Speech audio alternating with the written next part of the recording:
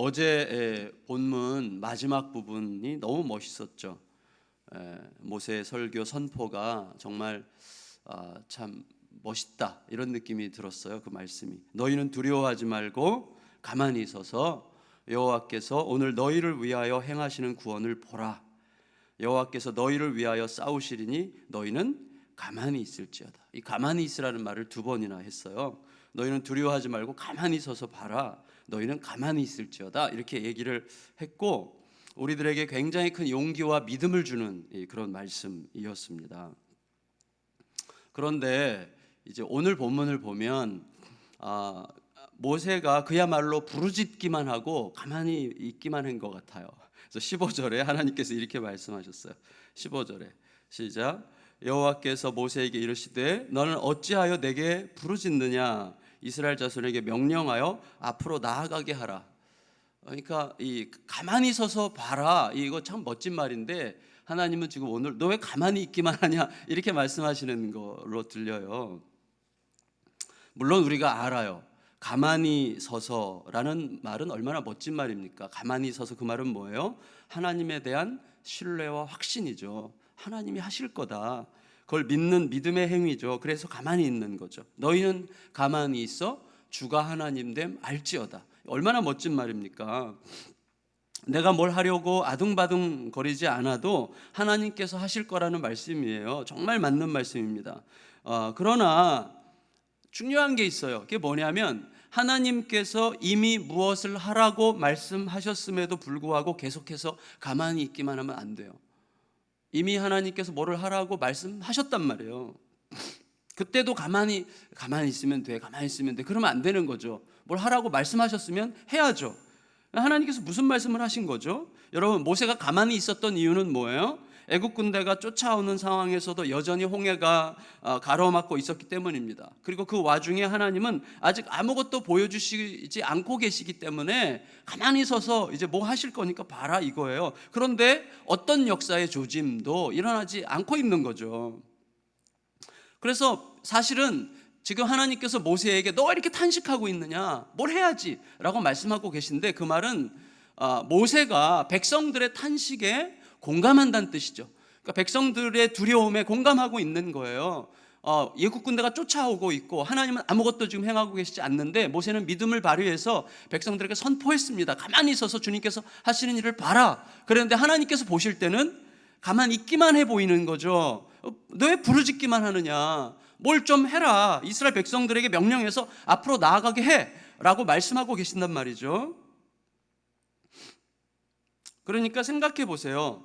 자, 이제 생각을 해봐야 되는 거죠. 무슨 생각인가 하면, 자, 지금 바로가 따라와요. 이거는 바로가 따라오는 겁니까? 바로를 따라오게 하신 겁니까? 따라오게 하신 거죠. 왜? 바로가 바보 등신이 아니라면 그동안 그렇게 10가지 재앙을 통해서 그렇게 고난을 당했고, 이제는 심지어 자기의 맏아들도 죽었고 애굽의 모든 맏아들이 죽은 그런 상황에서 군대 몰고 쫓아가서 무슨 일 당할지 뻔히 아는 사람인데 쫓아온다면 이건 하나님께서 일하시는 거 아니면 할 수 없는 일을, 할 수 없는 짓을 지금 바로가 하고 있는 거예요. 그러니까 바로가 따라온 게 아니라 바로를 따라오게 하신 거예요. 그 생각을 해야죠. 그리고 지금 이스라엘 백성들이 홍해 앞에 막다른 길에 지금 딱 갇혀 있어요. 그러면 하나님께서 참 아주 무능하시거나 아니면 하나님께서 완전히 이상한 하나님이 아닌 다음에야 어찌 그런 곳으로 인도하실 수가 있겠습니까? 그러니까 그것은 하나님의 대단히 의도적인 이끄심이 분명하죠. 그러니까 그런 부분을 생각하는 거죠. 그걸 통해서 이미 하나님은 말씀하고 계시죠. 물론 그 상황 한가운데 들어있으면 우리 굉장히 당황할 거죠. 우리도 뭐 그 이상이죠. 근데 어쨌거나 이제 돌아보는 거예요. 여러분, 그래서 내가 가야 하는 길 앞에 막힌 어떤 막다른 골목, 그리고 나를 죽이려고 쫓아오는 무서운 현실, 이것은 어마어마한 위기입니다. 그야말로 죽을 것 같이 생각하게 만드는 위기입니다. 그 위기 앞에서 모세는 하나님께서 뭔가 하실 거라고 생각했고 믿었어요. 그래서 가만히 서서 하나님이 하시는 일을 보라고 백성들에게 용기를 내어서 담대히 선포했습니다. 그리고 자신도 하나님 어찌하면 좋습니까? 라고 간절히 부르짖은 거죠. 그러나 길은 막혔고 애국 군대가 쫓아오는 상황 자체가 하나님께서 뭔가를 말씀하고 계시다는 거예요. 그 상황이 하나님께서 뭔가를 말씀하시는 상황이고, 따라서 그 상황을 통해서 하나님은 지금 뭘 하라고 하시는 거예요. 말씀하셨으니 부르짖기만 하지 말고 행동하라고 말씀하시는 것입니다. 여러분, 그 상황을 통해서 하나님께서 말씀하시는 게 뭘까요? 자, 우리에게 이제 빗대어 보면 제가 이걸 놓고 이제 잠깐 묵상을 했는데 한 5가지가 생각이 났어요. 하나님께서 우리를 막다른 길, 또 바로가 판단할 때 이스라엘 이놈들 지금 광야에 갇혔어, 이때 죽여야 돼, 이렇게 생각하게 만들, 그렇게 판단할 만한 곳, 그 위험천만한 막다른 길로 하나님께서 이스라엘 백성들을 인도하신 이유가 뭘까? 우리들의 삶에도 그런 거 있어요. 도대체 하나님은 왜 이렇게 몰아치시나? 여기까지 오게 하신 것 같은데 왜 이렇게 못 살게 구시나? 이렇게 생각될 때가 우리들에게 있단 말이에요. 그때 이유가 뭐냐는 거죠. 첫째, 바로로 하여금 이스라엘을 다시 쫓아오게 만들기 위해서 이스라엘을 막다른 골목으로 몰아넣으신 거죠.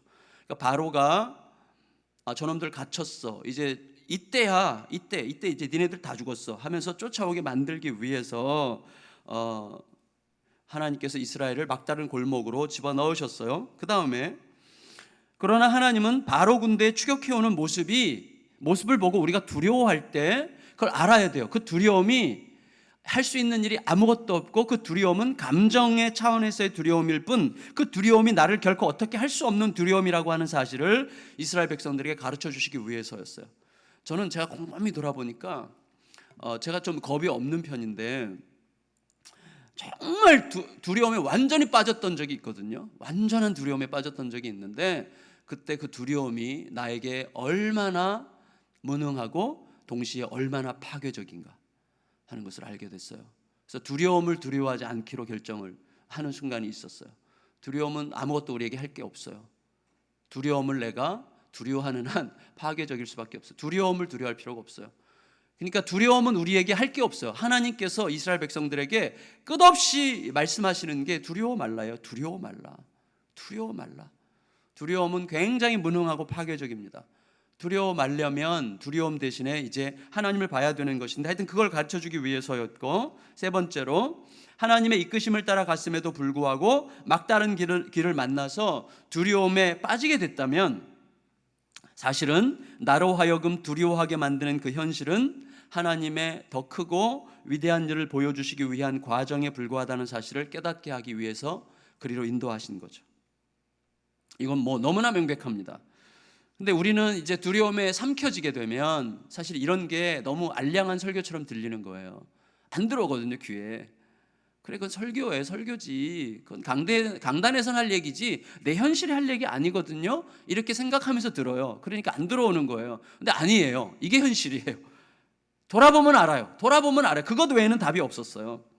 그 다음에는 이스라엘뿐만 아니라 애굽의 모든 백성들과 그 소문을 들은 모든 사람들로 하여금 하나님의 이 홍해 건너게 하시는 이야기를 듣고, 하나님은 천상천하의 유일하신 하나님이시라는 사실을 가르치시기 위해서 이스라엘 백성들을 막다른 골목으로 집어넣으신 거죠. 단순히 이것은 이스라엘 백성들의 이야기 아니에요. 왜냐하면 이스라엘이 막다른 골목에 들어가서 홍해를 건넌 이야기 때문에 구원받은 자매님이 계세요. 라합이에요. 라합은 그 얘기를 듣고 나서부터 생각을 한 거예요. 나중에 라합의 고백을 보세요. 너희가 홍해를 마른 땅처럼 건넌 그 이야기를 듣고 내 마음이 녹았고, 그리고 니네 하나님이 진짜 천상천하의 유일하신 하나님이라는 사실을 내가 그때부터 생각하기 시작했다는 거예요. 그게 라합뿐이겠어요? 많은 사람들이 이야기를 듣고 하나님에 대한 새로운 발견을 하는 거죠.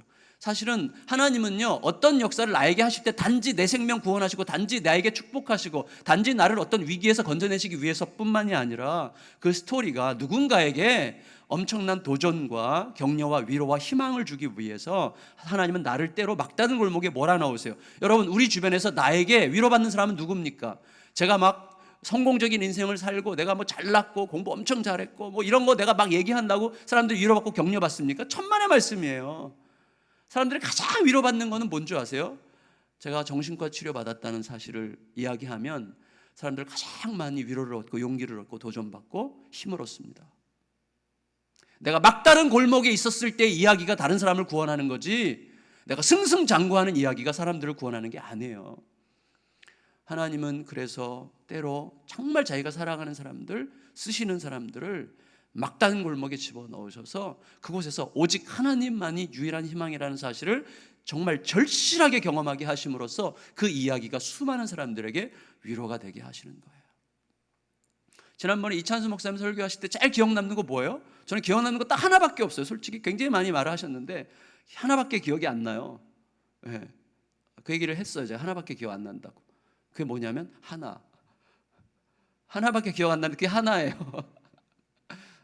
너무 화가 나가지고 하늘에다 삿대질을 하면서 하나님에게다가 님자도 안 붙이고 하나! 당신이 말 이렇게 막 이야기했다는 그 이야기만 전 기억에 남고 위로가 엄청 되는 거죠. 네, 그거예요. 그래서 저는 정말 훌륭한 리더들이 정말 엄청 고난당할 때 마음이 정말 감사하고 고맙죠. 우리에게 위로를 주는 거니까.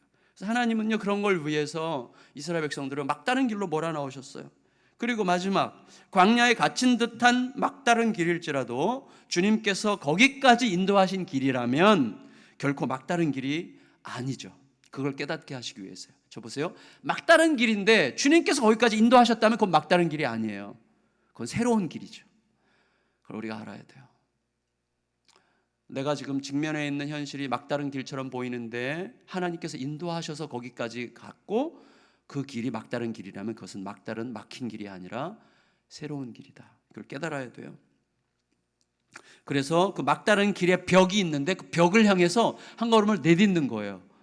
한 걸음을 내딛는 거예요. 그러면 해리포터의 기차 벽으로 들어가는 것처럼 들어가는 새로운 길이 열리는 거예요, 여러분. 그래서 제가 이렇게 정리를 했어요. 하나님께서 거기까지 인도하셨는데도 불구하고 가보니까 막다른 길이라면 그것은 길이 끝나는 그곳이 바로 새로운 길이라는 뜻이다. 길이 없는 곳에 길이 만들어진다는 뜻이다. 그 대신 쫓아오는 바로의 군대를 그 막다른 길에 가두시겠다는 뜻이다. 따라서 항상 중요한 것은 내가 어떤 위협을 받고 있으며 지금 내가 어떤 막다른 길에 갇혔는가, 이것이 아니라 내가 여기까지 하나님의 인도하심을 받아서 왔는가 여야만 한다. 이렇게 제 일기장에 기록을 했습니다. 여러분, 그 막다른 길이 곧 길이 되는 것을 보게 될 것입니다. 그 은혜를 경험하고 그 은혜의 이야기가 수많은 사람들을 살리는 이야기가 될 수 있게 되기를 예수님의 이름으로 축원합니다. 이게 너무나 중요해요. 우리들의 몫이 돼야 됩니다. 따라서 이제 어떻게 합니까? 이렇게 부르짖기보다는 막다른 그 길을 향해서 한 발을 내딛고 지팡이를 내밀어야 돼요. 그리하여 하나님께서 모세에게 16, 17, 18절처럼 말씀하신 거예요. 16, 17, 18절 아까 읽었습니다. 나중에 다시 읽어보세요. 성도 여러분, 보세요. 하나님과 함께 걷는 이스라엘은 막다른 길이 새로운 길이 되는 것을 보게 되고 그 길을 따라서 구원을 받지만 하나님을 대적하는 애국 군대는 그 길을 따라가다가 그 길에 영영 갇히게 됩니다. 벽으로 들어가서 저쪽으로 나가야 되는데 벽으로 들어갔는데 벽에 영원토록 갇혔어요. 얼마나 무서운 일이에요. 여러분, 거기에서 나타나는 게 하나님의 영광이에요. 하나님의 길을 따라서 간 자가 길이 없는 그곳을 새로운 길로 삼아 가는 반면에 하나님을 대적하는 자가 그 길을 따라 들어가다가 그 길에 영영이 갇히게 되는 것을 보게 되는 것이 하나님의 영광입니다. 하나님의 영광. 하나님께서 하나님을 대적하는 자들을 심판하시고 하나님과 함께 걷는 이들을 구원하신다는 사실이 온 세상에 확증되는 게 곧 하나님의 영광이에요. 여러분, 하나님을 대적하는 행위 자체가 심판이죠. 그리고 하나님의 길을 따라가는 것 자체가 구원이에요. 그것이 온 세상 사람들에게 알려지는 게 하나님의 영광이죠. 그래서 하나님은 이제 구체적인 조치를 취하시는데 19절 20절 읽겠습니다. 19절 20절 시작. 이스라엘 진 앞에 가던 하나님의 사자가 그들의 뒤로 옮겨가매 구름 기둥도 앞에서 그 뒤로 옮겨 애굽 진과 이스라엘 진 사이에 이르러 서니 저쪽에는 구름과 흑암이 있고 이쪽에는 밤이 밝음으로 밤새도록 저쪽이 이쪽에 가까이 못하였더라. 여러분, 구름은 하얀색이고 흑암은 까만색이에요. 그래서 하얀 흑암이죠. 오늘 아침에 경험했죠? 하얀 흑암. 안개가 이 말씀 하라고 하나님께서 오늘 아침에 안개를 끼게 하신 것 같은데 한치 앞이 안 보이잖아요. 여러분, 구름이 우리를 덮으면요 하얀 흑암이 생기는 거예요. 구름 기둥이 이제 애굽 앞으로 가고 불기둥은 이스라엘 앞으로 가요. 근데 이때는 시간이 한밤중이에요. 여러분, 대낮에도 구름 끼면 앞이 안, 우리도 오늘 새벽에 한밤중이잖아요. 한밤중에 구름 안개가 끼니까 하얀 흑암이 생기는 거예요. 한 치 앞도 안 보여요. 진짜 벌벌벌벌 기면서 오는 거죠. 오늘 새벽에 임종배 집사님도 평소보다 한 3, 40분 늦게 오셨어요. 안산에서 여기까지 어떻게 옵니까? 완전히 꽉 막혀 있는데, 안개가, 차가 막혀서 못 오는 게 아니라 안개가 막혀도 못 오는 거예요.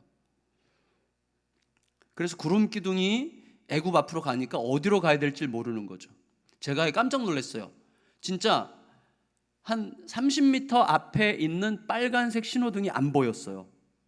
아침에 안개가 순간적으로 확 끼는 순간이 왔는데, 제가 4시 좀 넘어서 왔는데 여기 빨간색이 이게 안 보이는 거예요. 야, 30m 전에 있는 저 빨간색 등불도 안 보일 정도예요. 그러니까 횃불이 보이겠어요? 횃불이 한밤중인데 안 보이죠. 그런데 이스라엘 백성들 앞에는 불기둥이 갔어요. 그래서 어떻게 됐어요? 이쪽에는 밤이 밝음으로, 밤인데 밝아요. 이것도 웃긴 거죠. 밤이 밝아. 그래서 밝은 밤이에요. 밝은 밤. 저쪽은 하얀 흑암, 이쪽은 밝은 밤. 그래서 이스라엘 백성들은 가죠. 이들은 가는 동안에 혼란 속에서 헤매고 있는 거죠. 그렇게 이제 하나님께서 일하고 계시는 거죠. 참 여러분, 하나님께서 지금 굉장히 바쁘세요. 자, 구름 기둥과 불 기둥으로 조종해서 구름 기둥은 애굽 앞으로 가게 하시고 불 기둥은 이스라엘 앞으로 가게 하시고 이스라엘 건너게 하시고 애굽은 혼란하게 하시고, 그 다음에는 그 순간 어떻게 해요? 저쪽에서는 큰 동풍이 불어와 가지고 바닷물을 막 쓸어가서 바닷물이 갈라져 마른 땅처럼 건너게 하시는데, 한밤중에 뭐 물이 저쪽에 서 있는 게 보이겠습니까? 저는요 그렇게 알아요. 모세 옛날에 영화 보면요 막 물이 막 이렇게 벽처럼 서가지고 보면서 가는데 안 해요. 한밤중이기 때문에 안 보여요 사실은. 그리고 땅은 말라 있어요. 그러니까 이스라엘 백성들은 그냥 가는 거예요. 뭐예요? 평지처럼. 정신없이 못 가요. 무서워서 못 가요. 물이 이렇게 서 있는데 무서워서 어떻게 갑니까? 안 보여요. 안 보이게 하세요. 하나님은. 하나님께서 이 고난을 통과하게 하실 때는요, 고난이 안 보여요. 제가 알았어요. 제가 개척을 시작할 때 알았어요. 개척을 앞두고 사람들이 막 걱정을 많이 해요. 제 주변에 있는 친구들이. 너 어떻게 하려고 그래 그 나이에. 너 개척을 하려면 30대 때 했어야지. 50이 다 돼가면서 무슨 개척이 하면서 막. 근데 그게 안 보인다니까요. 하나님께서 안 보이게 하세요. 마른 땅만 보이게 하시는 거예요. 마른 땅만. 희한한 거예요. 그런 식으로 하시는 거죠.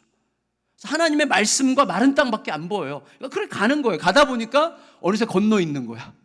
그런 식이에요. 한밤중에. 그러니까 이스라엘 애국 군대도 안 보이니까 따라 들어오는 거지. 이렇게 올라가면 그 어떻게 들어옵니까? 못 들어오죠. 안 보이니까 들어온 거예요. 안 보이니까. 깜깜한 밤에 뭐 어디서 뭔가 무슨 물소리가 나긴 하는 것 같은데 하여튼 그 길로 가는 거예요.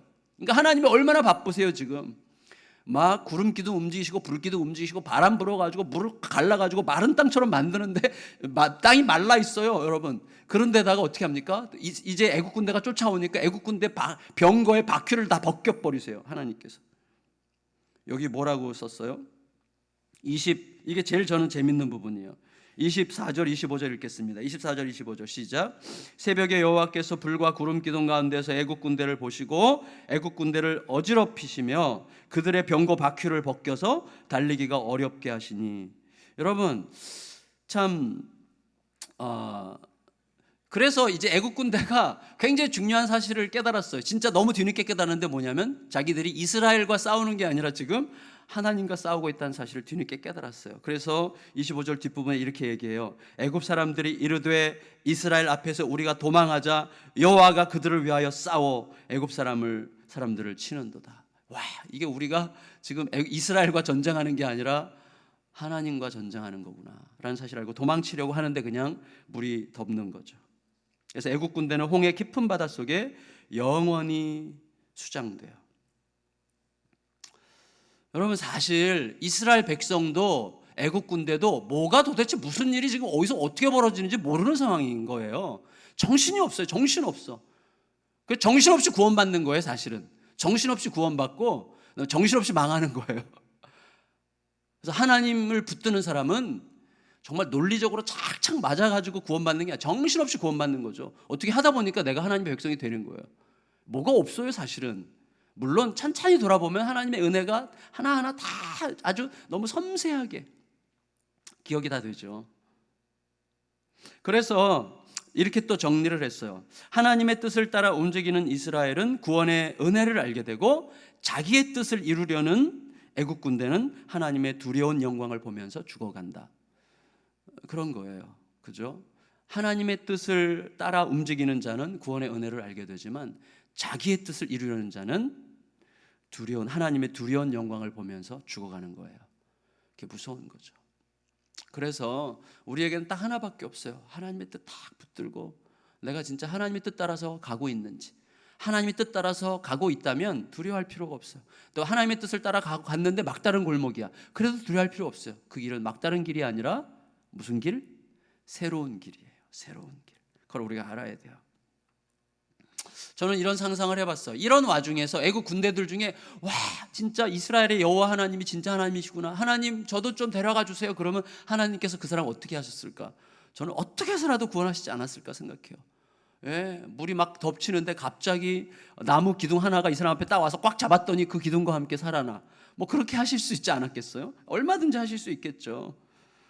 재밌는 게 있어요. 재밌는 게 뭐냐면 모세 손이 뭐길래, 제가 여기다가 이제 제목을 그렇게 붙였는데, 모세의 손이 뭐길래. 모세의 손을 내미니까 큰 동풍이 오고, 손을 내미니까 물이 갈라져 바다가 육지가 되고, 또 손을 내미니까 물이 합쳐져서 애국 군대를 몰살시키고, 그 모세의 손이 뭐길래 모세가 손을 내밀면 물이 갈라지고, 손을 내밀면 물이 합쳐지고, 바닷물을 합쳤다 떼었다 바람이 불게 했다, 뭐 모세가 손을 내밀면 막 이렇게 다 되게 하시는 거예요, 하나님께서. 사실은 여러분 모세의 손이, 모세의 지팡이가 뭐길래? 아무것도 아니죠. 여러분 모세의 손이 뭐 대단합니까? 별거 아니에요. 우리랑 똑같은 손이에요. 여러분 모세의 손은요, 애굽에서 왕자로 있을 때는 사람 죽였던 손이고, 목동으로 광야에서 40년 있을 때는요, 양들 양 똥치고 양 털 깎고 양들 보살피던 이런 손이에요. 아무 손도 아니에요. 별것 아니죠. 손은 손일 뿐이에요. 하나님의 목적에 따라 쓰이는 것 뿐이죠. 어떤 목적이? 이 목적 때문이죠. 31절 읽겠습니다. 31절 읽고 마칠게요. 시작. 이스라엘의 여호와께서 애굽 사람들에게 행하신 그 큰 능력을 보았으므로 백성이 여호와를 경외하며 여호와와 그의 종 모세를 믿었더라. 예, 하나님과 나란히 모세를 믿게 하시기 위해서죠. 그게 목적이에요. 왜 그렇죠? 성도 여러분, 이제 곧 시작될 혹독한 광야 생활에서는요, 정말 엄청난 리더십이 필요합니다. 리더십은요, 우리 선배 목사님들이 옛날에 그러더라고요. 교회가 10명 모일 때랑 50명 모일 때랑 100명 모일 때랑 500명 모일 때랑 1000명 모일 때랑 10,000명 모일 때랑 리더십은 다르다는 거예요. 그래서 저는 속으로 달라 이렇게 생각했거든요. 근데 아니에요. 달라요. 정말 다른 거예요.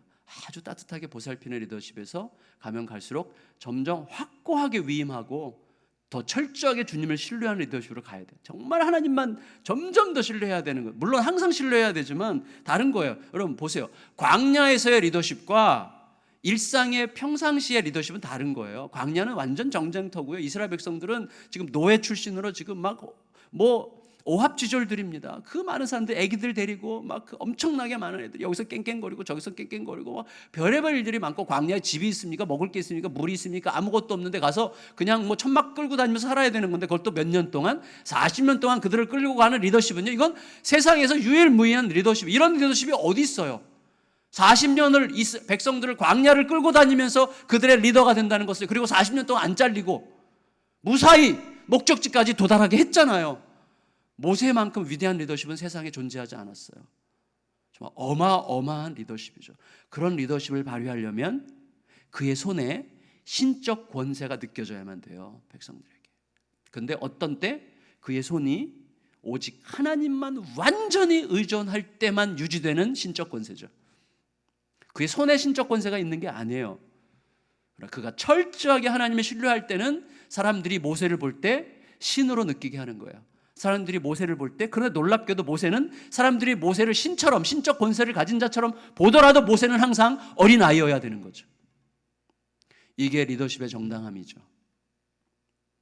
백성들은 모세를 마치 신처럼, 신의 대단한 영광을 가진 자처럼 볼지라도 모세는 항상 하나님 앞에 어린아이에 불과하다는 의식이 있을 때라야 이 권세가 유지되는, 이런 것을 하나님께서 우리에게 주셨어요. 그게 리더십이죠.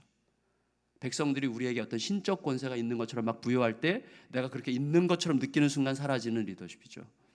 이거 굉장히 두려운 거죠. 굉장히 중요한 것입니다. 그래서 어떤 특정한 인물의 리더십과 위대함이 지나치게 부각되는 것은 항상 위험해요. 뭐 그분이 한경직 목사님이든 오카든 목사님이든 이분이 하나님 앞에서 저 하나님 없으면 진짜 천진난만한 어린아이고 유치한 어린아이에 불과합니다. 인간의 탐욕과 인간의 자기중심적인 야망에 한순간에 휩싸일 수 있는 어린아이에 불과합니다라는 의식을 끝까지 잃지 않을 때라야 그분은 백성들에게 위대한 지도자가 되는 거예요. 이걸 잊어버리는 순간 끝나는 거죠. 하나님 우리들에게 그것을 보여주고 계시는 것입니다. 그래서 오늘 말씀을 4가지로 정리를 했어요. 이거 붙들고 우리가 기도하겠는데, 그리고 우리 찬양 부르고 기도할게요. 막다른 길이냐? 내가 지금 처해 있는 이 현실이 막다른 길과 같은 현실이냐? 어떤 두려움이 나에게 지금 있는가? 이거 보지 말고요. 하나님의 인도하심 가운데 내가 있었는가?